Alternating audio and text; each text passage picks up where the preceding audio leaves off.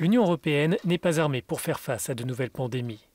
C'est l'avis du Parlement européen qui réclame des fonds supplémentaires dans le prochain budget à long terme. Les chefs d'État et de gouvernement ont réduit cet été l'enveloppe de santé passant de 10 milliards d'euros à un peu moins de 2 milliards d'euros. Les parlementaires estiment que ces moyens supplémentaires permettraient de répondre aux différentes menaces sanitaires.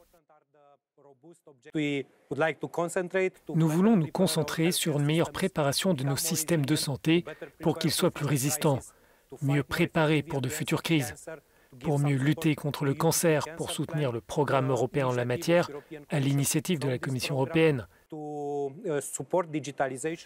Et puis, il faut soutenir les initiatives en faveur de la numérisation et investir pour éviter toute pénurie de matériel médical. La pandémie de coronavirus a mis en lumière les faiblesses européennes en matière de santé publique. Cette compétence relève principalement des États membres. C'est pourquoi le Parlement veut renforcer le programme UE pour la santé. Les eurodéputés veulent se concentrer sur la prévention et le taux de vaccination.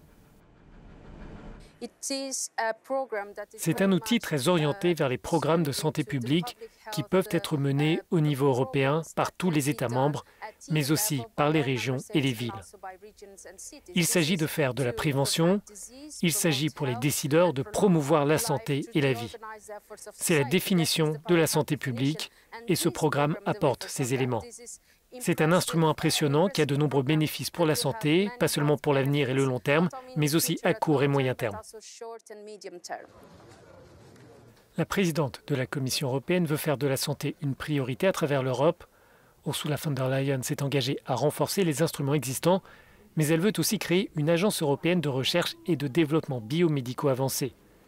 La réalisation de ce projet n'est en revanche pas encore précisée. Cela va être très important de voir les prochaines étapes. Comment faire passer la discussion de ces bonnes intentions vers la réalisation d'une véritable Europe de la santé. Le chemin pour y parvenir doit être défini. La conférence sur le futur de l'Europe sera fondamentale sur cette question.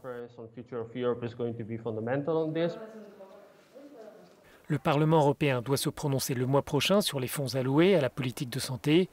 Après les coupes effectuées par les États membres, la marge de manœuvre est réduite et l'arrivée de la seconde vague de coronavirus pourrait changer la donne politique et les rapports de force.